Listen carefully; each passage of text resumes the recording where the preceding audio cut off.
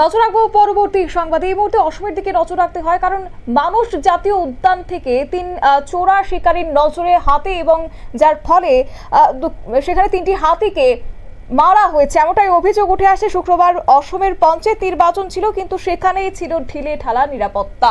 আর সেই ঢিলে ঢালা নিরাপত্তার সুযোগকে কাজে লাগিয়ে রীতিমতো চোরা শিকারীরা মানস সরোবরে 3টি হাতিকে মেরে ফেলেছে। চোরা শিকারীদের ধরতে এই মুহূর্তে ব্যাপক অভিযানও শুরু হয়ে গেছে। বিস্তারিত যাবো, আমাদের সঙ্গে যুক্ত হয়ে গেছে প্রতিনিধি রাজীব দত্ত। রাজীব, কি জানতে পারছো? দেখো, প্রথমেই বলি যে মানস জাতীয় উদ্যানের 3টে হাতিকে গতকাল খুন করা হয়েছে। বলা যায় চোরা শিকারীরা খুন করেছে এবং খুন করে তাদের মাথাগুলো কেটে নিয়ে চলে গিয়েছে। জানো যে গতকাল অসমের পঞ্চায়েত নির্বাচন ছিল, অর্থাৎ সেই সময় যেহেতু প্রচুর মানুষ ভোট দিতে গেছেন, অর্থাৎ সেই সময় যারা ওখানে অসমের এই বন্য তোমার জাতীয় উদ্যানে কাজ করেন তারাও অনেকে ভোট দিতে গেছেন। সেই সুযোগটাকে কিন্তু কাজে লাগিয়ে যে চোরা শিকারীরা, এবং তার ফলে কিন্তু তারা লক্ষ্য রাখছিল এবং 3টে হাতিকে তারা খুন করেছে। খুন করার পরই খুব মাথাগুলো সঙ্গে সঙ্গে কেটে নিয়ে তারা চলে গেছে। এটা নজরে আছে, গতকাল সন্ধ্যের সময় ঘটনাটি নজরে আছে এবং দেখা যায় 3টে হাতির মাথা কাটা। তারা 3টে হাতির এটা ঘটনাটা ঘটেছে যে পানবাড়ি ফরেস্ট রেঞ্জের এলাকায় ঘটেছে, এবং 2টি হাতি পড়েছিল যে তোমার 194 নম্বর যে পিলার রয়েছে, পোস্ট রয়েছে, সেখানে 2টি হাতি পড়েছিল।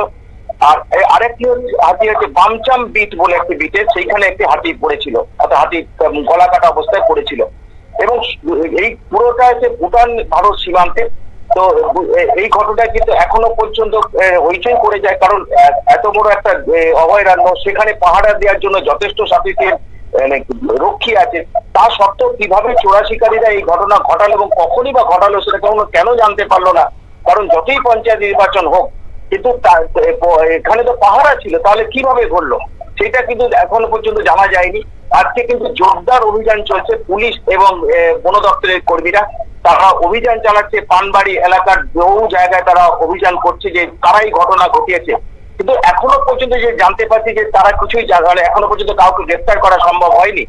যেটা জানা যাচ্ছে যে এই সমস্ত অসমের সমস্ত জাতীয় অভয়ারণ্যগুলো পাহারা দেওয়ার জন্য যে K9 ডগ স্কোয়াডও আছে, অর্থাৎ সেই ডগ স্কোয়াডও কিন্তু তারাও ছিল, কিন্তু তা সত্ত্বেও কিভাবে এত বড় ঘটনা ঘটলো? কারণ অসমের সব থেকে বড় সমস্যা হচ্ছে চোরা শিকারীরা শুধু হাতি শিকারী হয়, গন্ডা শিকার করে তাদের সিং কেটে নেওয়া হয়, এবং যার জন্য কিন্তু অসম সরকার নিরাপত্তা ব্যবস্থা বাড়িয়েছে, সমস্ত অভয়ারণ্যে কিন্তু নিরাপত্তা বাড়িয়েছে।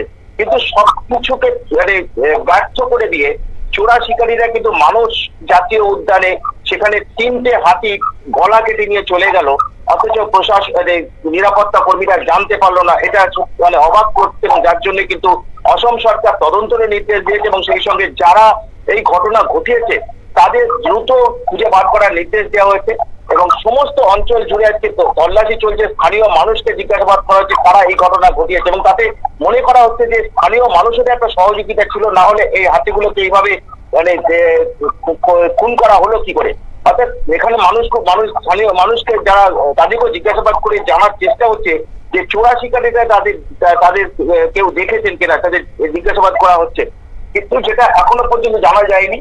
তবে যেটা খুব দুর্ভাগ্যজনক ঘটনা যে এরকম নিরাপত্তা থাকা সত্ত্বেও যেহেতু আসাম সরকার এই চোরা শিকারীদের সমস্যা বন্ধ করতে তারা উদ্যোগ নিয়েছে, অনেক নিরাপত্তা রক্ষী বাড়িয়েছে, ক্যানাল ডগ বাড়িয়েছে, তা সত্ত্বেও এই ঘটনা ঘটছে। এবং এই চোরা শিকারীদের ধরতে কিন্তু ইতিমধ্যে তল্লাশি শুরু হয়েছে। এখনো পর্যন্ত খবর যে কাউকে অনেকজনকে আটক করা হয়েছে, এটা যে জিজ্ঞাসাবাদের জন্য আটক করা হয়েছে, কিন্তু জেনুইন যারা কারা করেছে, এই চোরা শিকারীরা কারা করেছে, সবথেকে বড় প্রশ্ন হয়ে দাঁড়ায় সেখানে যদি যথোপযুক্ত নিরাপত্তা থাকতো তাহলে হয়তো বা এই ধরনের বিপত্তি ঘটলো না। এবং সেই সঙ্গে মানুষের মতো একটা বিরাট জাতীয় উদ্যান, সেখানে প্রহরা দেওয়ার ক্ষেত্রে কোথায় খামতি ছিল? সেখানে কি তাদের দায়িত্বে গাফিলতি, নাকি সেখানে কর্মীর স্বল্পতা? আর এই যদি হতে থাকে তাহলে আগামী দিনে এই জাতীয় উদ্যান থেকে গন্ডার শিকার হওয়া তো শুধুমাত্র সময়ের অপেক্ষা। দেখো, প্রথমেই বলি যে এই মানস জাতীয় উদ্যানে কিন্তু গন্ডার এবং তোমার হাতি দুটোই কিন্তু সংরক্ষিত এখানে, এবং তাদের শিকার মাঝে মাঝে হয়তো গন্ডার শিকারটা হয় মাঝে মাঝে, এবং সেটার জন্যই শুধু এখানে নয়, অসমের সমস্ত অভয়ারণ্যে কিন্তু চোরা শিকারীদের একটা যথেষ্ট বাড়বাড়ন্ত রয়েছে। সেই কারণেই কিন্তু নিরাপত্তা রক্ষী বানানো হয়েছে, তাদের হাতে সফিস্টিকেটেড গান দেওয়া হয়েছে, বন্দুক দেওয়া হয়েছে। সেই সঙ্গে canal K9 canal dog squad তৈরি করা হয়েছে। তা সত্ত্বেও কিন্তু এই ধরনের ঘটনা ঘটেছে। এটা তো অবাক লাগছে যে যাদের বন পাহা দেওয়ার কথা, যাদের টহল দেওয়ার কথা, তারা কেউ সেভাবে কাজ করেনি, ব্যর্থ। তাদের গাফিলতি তো বটেই, নাহলে তিনটে হাতিকে তারা এরকম তাড়া করে অসম ভুটান সীমান্তে তারা নিয়ে গেল, নিজে গলা কেটে নিয়ে চলে গেল। এটা তো অল্প সময় তো হয়নি, অনেকক্ষণ সময় লেগেছে।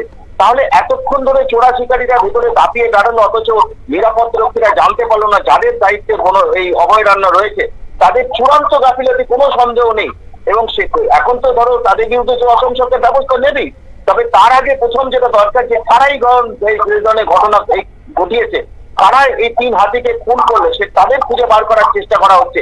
কারণ যেটা মনে করা হচ্ছে যে এই হাতির মাথাগুলো কেটে নিয়ে তারা বেশি দূর যেতে পারেনি, আশেপাশে কোনো জায়গাতেই আছে, কারণ মাথাগুলো নিয়ে যাবে কোথায়, কাছে গেলে ধরা পড়ে যাবে। তাই তাদের খুঁজে বার করার চেষ্টা হচ্ছে। এবং আজ সকাল থেকে, গতকাল রাত থেকে কিন্তু তল্লাশি শুরু হয়েছে। আজও সারাদিন ধরে তল্লাশি হচ্ছে, পুলিশ এবং বন দপ্তর যৌথভাবে তল্লাশি করছে এবং চোরা শিকারীদের খুঁজে বার করার জন্য তারা চেষ্টা করছে। মানে এটা কিন্তু যে সরকারেরও নির্দেশ যে চোরা শিকারীদের ইমিডিয়েট ধরতে হবে, এবং সেই কারণেই কিন্তু আশেপাশের সমস্ত অঞ্চল জুড়ে চোরা শিকারীদের খোঁজ চলছে। পাশাপাশি ভুটান সরকারকেও জানানো হয়েছে, কারণ তারা যদি ভুটানেও পালিয়ে যায়, সেই জন্য ভুটানকে জানানো হয়েছে। তবে এখনো পর্যন্ত তাদের কোনো খোঁজ পাওয়া যায়নি।